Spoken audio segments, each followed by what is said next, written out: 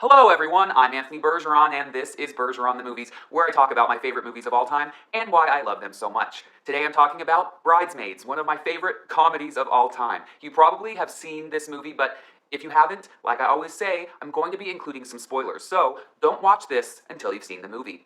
If you like these videos, please hit the subscribe button and click the bell to get notified every time I post a new video. And don't forget, you can find me on Facebook, Instagram, and Twitter. With all that out of the way, let's officially get started with this episode, and I cannot wait to talk about this movie.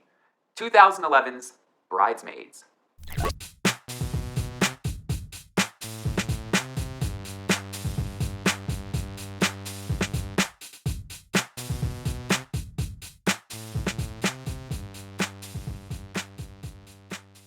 So, Bridesmaids came out in 2011, is directed by Paul Feig, and mainly stars Kristen Wiig and Maya Rudolph. But I will get into, of course, all the other great actresses and actors that are in this movie. I just love this movie so much. I really do think it is one of the greatest comedies of all time. I also love all female casts or female-dominant casts because I just think women are so much funnier. Bridesmaids starts out with Kristen Wiig's character, Annie. We catch her having a very casual sex relationship with a guy named Ted. It's very much just sex, although she does seem to like him very much. He clearly is just interested in the sex. And it is a really funny sex scene, actually. They must have had a lot of fun doing it. I think that shows in the scene that they are actually having a really good time filming that scene because they're trying all these crazy positions and it's overall just hysterical. But in the morning, he wakes up and he makes his intentions very clear that he would like her to leave. Wow, this is so awkward. I really want you to leave, but I don't know how to say it without sounding like a dick. Oh.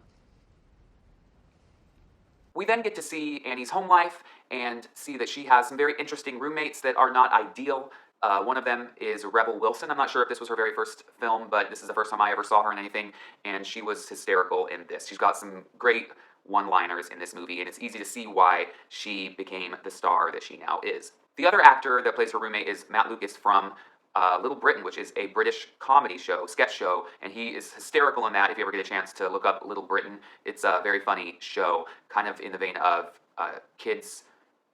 not New Kids on the Block, what is it, Kids in the Hall. Annie, though, is very overall kind of complacent and unhappy in her life. Her best friend, Lillian, and her spend the days together getting coffee, going to the park, and doing things together. In the beginning, we find out that Annie used to have a cake baking cupcake shop business with her boyfriend, and he left her, and the business did not succeed. Annie is also working in a jewelry store and is not the best jewelry saleswoman, to say the least. Because she's unhappy, she's been slighted by her ex-boyfriend, lost her business. She's not a very optimistic person when it comes to finding love. You cannot trust anybody ever. Especially someone you're in a relationship with, you know. Shortly after that, Lillian invites Annie over for what she thinks will be a typical wine and a girls' night, and she instead reveals that she was proposed to by Dougie, her boyfriend. It is here that Lillian asks Annie to be her maid of honor. But Annie, although she tries to fake being extremely happy for her, it is clear that this is another blow to her. She tries her best to put on a good face, but she is now feeling even more alone and sad that she might be losing her best friend from childhood to a marriage. It isn't long before Lillian has her engagement party, and Annie shows up in her lemon clunker of a car, which makes her stand out like a sore thumb to the very rich crowd that is at this engagement party. But it is here that she also meets the rest of the bridal party and the bridesmaids, and we have Rita, played by Wendy McLendon-Covey. You might know her from Reno 911, and of course, The Goldbergs, where she plays the mom. We also meet Becca, played by Ellie Kemper. Megan, played by the hilarious Melissa McCarthy. Megan is also Dougie's sister, Lillian's fiance's sister. And of course, Helen. Helen is Lillian's new best friend who is hosting the party. The shot that they use to introduce Helen is hysterical. It's a wide shot of her big black gown turning around with her, and I just love this entire exchange because it really sets the tone for Helen and Annie's relationship going forward. So lovely to meet Lillian's childhood friend. You're so pretty. You're so cute. Oh, you're so sweet. Helen is very condescending and, oh, you're so cute, that's so sweet, oh, you're so sweet, how cute. It is also here that Annie is constantly reminded how single she is. Is this your husband? No, no, I don't know him. I'm sorry. Do you want to go for a walk later? Oh, I can't. I can't. Oh, you must be Annie's fella. I'm Megan. It's a pleasure. Oh, he's not. I'm not. He's not. I'm not with him. Sorry. So Annie does not feel like she fits in at all with Lillian's new crowd and group of friends. Up next is one of my favorite scenes. This is actually this is my favorite scene of the entire movie, and that's a tough call. But Annie gets up to give a speech to Lillian and Dougie. Annie gives a very simple speech. She's nervous, she's out of place, and it's very simple and loving. But then Helen gets up to give her speech and definitely tries to shove it in, it appears, Annie's face with how close Lillian and her have become. Ben Song Nong Kong Chan. Sung Chan Jakat Madai. It means you are a part of me, a part that I could never live without. Which makes Annie try to one-up Helen. Really quick. Thank you all for coming. I just wanted to say really Dessert quick. wine is out. Consuelo? Really quick. Speaking of Consuelo, Lillian and I took Spanish together. And so I would just like to say to you, gracias para vivir en la casa en las fortuazas. This goes back and forth for quite a while, and I just love everything about this scene. Thank you. I feel I can communicate with you with simply a look.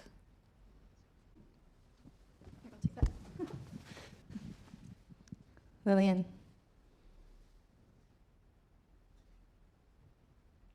But on the way home, she can't help but talk to herself about how much she hates Helen, causing her to swerve on the road and get pulled over by Officer Rhodes. He makes her take a sobriety test, which she passes by showing exactly how sober she is, I guess. That's what she thinks she's doing.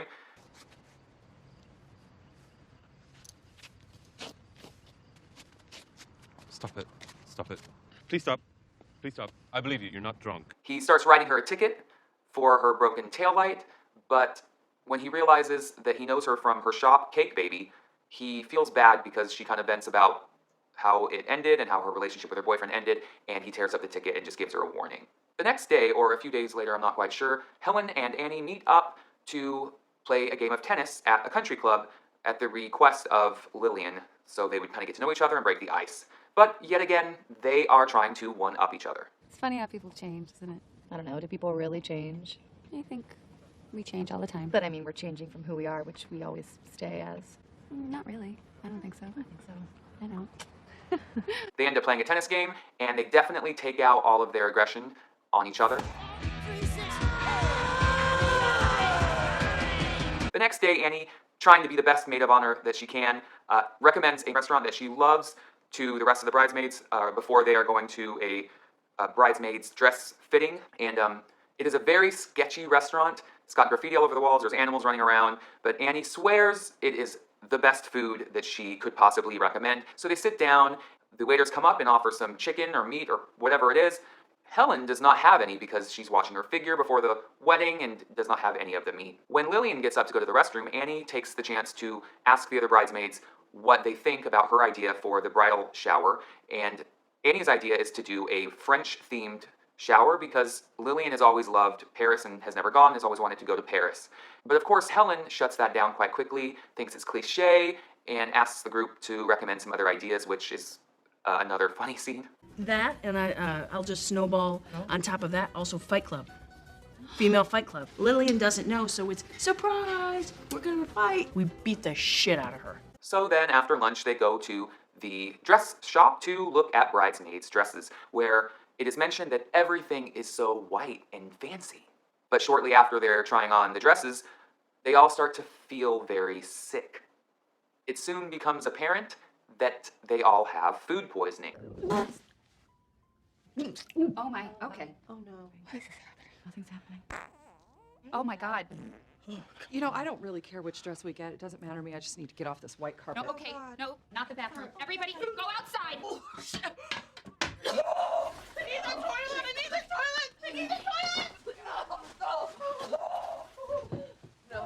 This is also Helen's friend's shop. They did not have an appointment. They just showed up, and because it's Helen, they got let right in, and this is like a favor. So Helen is, of course, kind of mortified. Even in this moment, Helen and Annie are trying to one-up each other, with Annie trying to act like everything's fine. She's not feeling as sick as everyone else. and Helen offers her a Jordan almond, which is probably the worst thing you could eat. Sugary stuff, I would think, would be the most unappealing thing you could eat, and Annie is quite literally dripping sweat all over the place and holds her ground that she is not feeling sick. I was just hungry. The scene does end with Lillian trying not to go to the bathroom in the dress. She runs out in the street and, well, as she puts it, It happened. What are you doing? It happened. Well, you're really doing it, aren't you? You're just shitting in the street.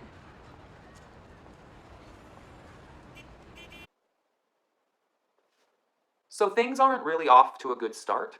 And of course, Annie is feeling kind of responsible because she recommended the restaurant that they all went to.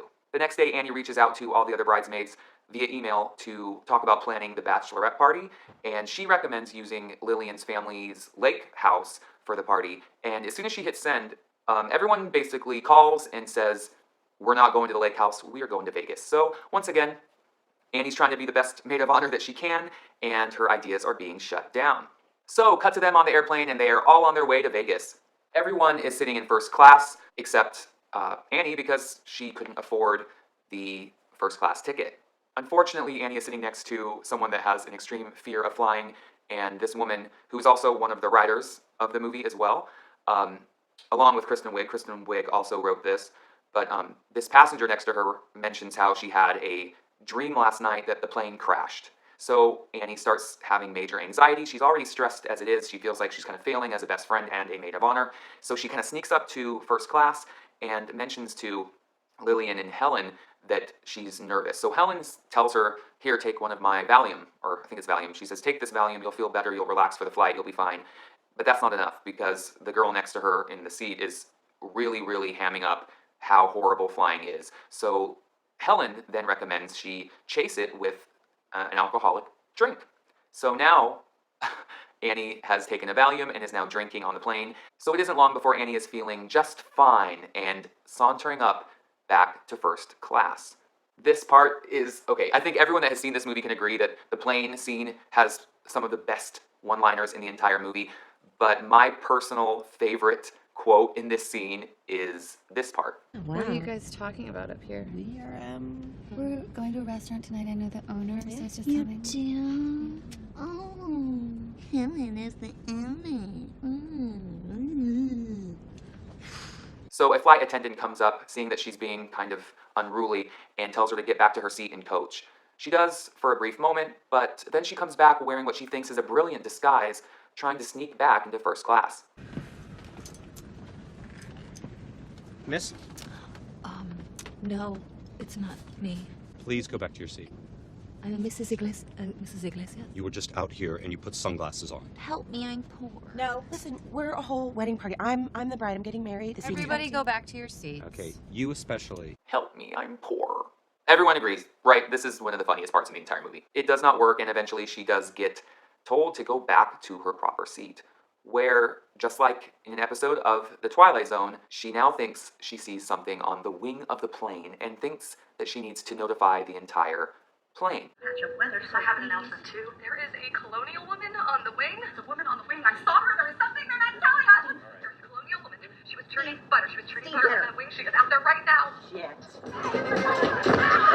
And they all get kicked off the flight, not making it to Vegas. Obviously, this really upsets Lillian, who has a heart-to-heart with Annie and tells her that this is not good, she's not doing all right, and that Helen will be taking over the rest of the planning going forward. So Annie is really beating herself up about everything, and she bumps into Officer Rhodes again, and this time she says, hey, let's hang out and get a drink, which he obliges and does, and they go to a bar, have a few drinks, and he takes her back to his place, and they end up hooking up. The next morning, she wakes up and he is being super, super sweet, and he has made the whole kitchen set up so that she can bake cakes again, or make cupcakes. And for some reason, she is very mean to him and shuts down. She's like, I don't know what you're doing. We're not serious, and she leaves. This leaves Officer Rhodes baffled and hurt. The next day, she's back at work at the jewelry store, and a teen girl comes up to buy a friendship necklace or a friendship bracelet. And once again, she's not very good at selling it and starts an argument with the girl. I don't think you guys will be best friends forever. No offense, but the friends you have when you're younger sometimes you grow apart. When you get older, and maybe she'll find a new best friend, and maybe she'll be more successful than you are, and prettier, and richer, and skinnier, and they end up doing everything together. Well, you're an old single loser who's never gonna have any friends. You're a little And the scene ends with her being fired for saying what she said. When she goes back home, her roommates, who she's been struggling with, there's a really funny scene where Rebel Wilson says she read her diary, which is really funny. You read my journal? At first, I did not know that it was your diary. I thought it was a very sad, handwritten book. They both eventually invite her to no longer live in the apartment, which is a funny way of putting it. So everything is going wrong for Annie. She lost her job, lost her apartment, is like losing her mind over this wedding, so she moves back in with her mom. Played by the late Jill Clayburgh, who I love, and this was her last film performance. You might also know her from one of my other favorite movies, Running with Scissors. That will definitely be on my list one day. So now we have the bridal shower, and it is an extremely extravagant, mansion, castle with horses, and she realizes shortly after entering the bridal shower that it is French themed. It is Paris themed, which Helen planned. So her anger is starting to become very explosive within her, and her resentment is definitely starting to really show. They even have puppies. They're giving away dogs as gifts at this bridal shower. So it's really over the top and ridiculous. There's a chocolate fountain, a giant cookie, and when they are giving gifts to Lillian, Annie gives a very personal gift of photos from their childhood together, and Helen gives a trip for the two of them, just her and Lillian, to Paris. Helen's taking me to Paris. This sends Annie over the edge. Are you f***ing kidding me? Annie? No, Mom. Mother f***ing Paris? Annie, what are you doing? I told you about Paris, Helen. I told you about this whole idea. Annie, calm No, down. Lillian, what are you gonna go? You're gonna go to Paris with Helen now? Annie. Lillian, this is not the you that I know. The you that I know would have walked in here and rolled your eyes and thought this was completely over the top, ridiculous, and stupid. Look at this shower. Look at that f***ing cookie. I never got a chance to try that f***ing cookie. Stupid. Ooh, delicious, stupid cookie. I think I'll... Ugh. Have you lost your f***ing mind? What are you doing? It's all her fault. It is not mine, and you would know that. Why can't you just be happy for me? I am happy for you, Lillian. I won't bother you anymore. Kidding me? Go, go, go, go. No, no! She does not get a party favor! She does not get a dog! And if you're gonna act like this, then don't even bother coming to my wedding! Annie is, of course, heartbroken at the same time, although she's angry, and she's driving home and gets in a car accident. She calls Ted, John Hamm, the guy that she is seeing casually, and before he shows up, Officer Rhodes shows up, and they have a fight. Helen, just... Oh, this didn't happen because of Helen. This happened because you didn't get your taillights fixed. Your problem, Annie, is that you just don't understand that you can hurt people with these broken lights. Oh, please. I know how guys do this thing. I know how guys act. Right, yeah, you've got it all figured out. Yeah. Boom! Come on! I didn't have anyone else to call. I didn't know you were going to show up. That's the problem with cops, Annie. We're just never there when you need us. Cop talk's weird. She leaves with Ted. However, it isn't long before she realizes that she does not want to be in the car with him. He's a douchebag, and she asks to be let out of the car. Back at her mom's house, Annie is watching Castaway, and Megan shows up at the door with all of the dogs that she decided to take from the bridal shower. She took 9 dogs. She manages to spit some truth at Annie and knock some sense back into her and tell her to get up, pull herself up from her bootstraps, and this scene is also a really good scene. I can't say it's like one of my favorites, but it's a good scene. So thanks to Megan, Annie starts baking again. She gets her tail light fixed, and she bakes a cake for Officer Rhodes. She leaves it on his doorstep. She waits for him to see it, and he rejects it.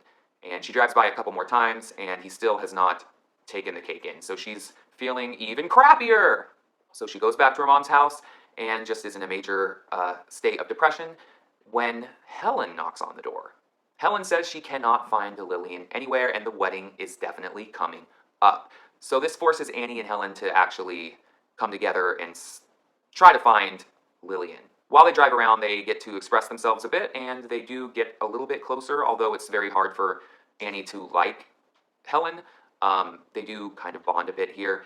But eventually Annie thinks, you know what, the best thing we can do here is I'm going to Officer Rhodes, and I am going to see what he can do to help us find Lillian. But he's ignoring her. He doesn't want anything to do with her. He's still angry. He thinks that she just slept with him and threw him to the curb.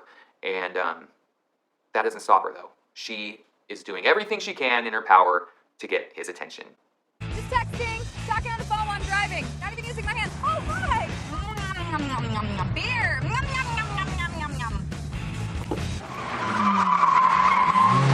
I feel really sick, Annie!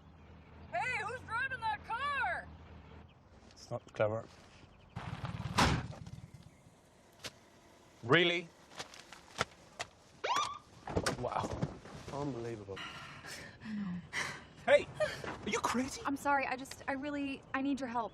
He does agree to help out, and he pings her cell phone, Lillian's cell phone, from her apartment, which Helen said she was at, and when she was there, Lillian wasn't there. So they're all surprised that Lillian is actually just at her house. Helen and Annie go to Lillian's apartment, and Annie asks if it can just be her. She wants to fix this between the two of them.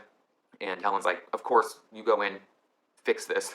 Annie goes up and listens to Lillian, who is having a breakdown about the wedding and everything that's going wrong.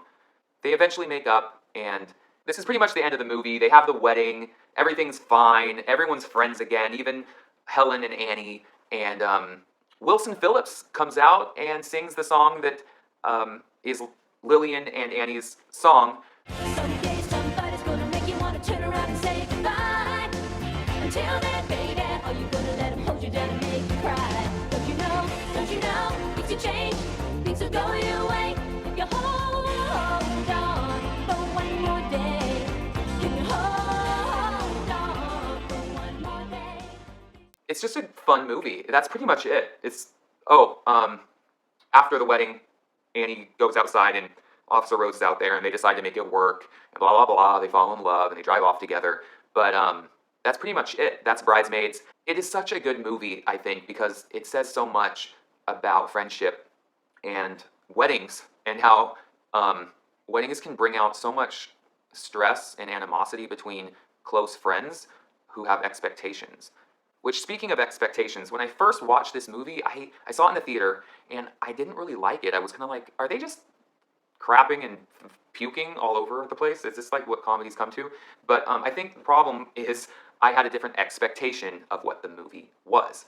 And there's something about watching a movie in the theater versus watching it at home in a more intimate space. When I first watched this movie, it was in the movie theater, and I had this different idea of what it would be. I thought it was going to be more about the group of women, the group of bridesmaids, and it's more about the relationship between Kristen Wiig's character and Maya Rudolph's character. So I didn't really realize that was the case. But upon second viewing, I came home one night, and my roommate had rented Redbox Bridesmaids and was like, I want to watch Bridesmaids. And I was like, oh, it's all right. I didn't really know how I felt about it. And I don't know what really changed, but for some reason, the second time I watched it, I was just cracking up. I think that there is a lot of, people can say familiarity breeds contempt, but with films, I think in many cases you can watch a movie and it's funnier the second time because you kind of know the joke, so you're more familiar with it, you know what's coming, and sometimes knowing what's coming can be funnier. Much like Napoleon Dynamite. First time I watched that, I didn't really know if it was as funny as it really is until you think back to some of the lines and quotes in the movie, and you can't help but laugh because they're so ridiculous. We both know I'm training to become a cage fighter. Since when, kid? You have the worst reflexes of all time. Come down here and see what happens if you try and hit me. Such an idiot. Let me see what your best move is. I do love Napoleon Dynamite, of course. That's a classic. That's Bridesmaids. I do think it's one of the greatest comedies of all time. But that's it. That's another episode of BergerOn the Movies. I hope you liked it as much as I like movies. Join me again soon for an all-new episode where I'll be talking about... I'm not going to announce it this time, actually. Yeah, I have to think about it. What am I going to do next? Until then,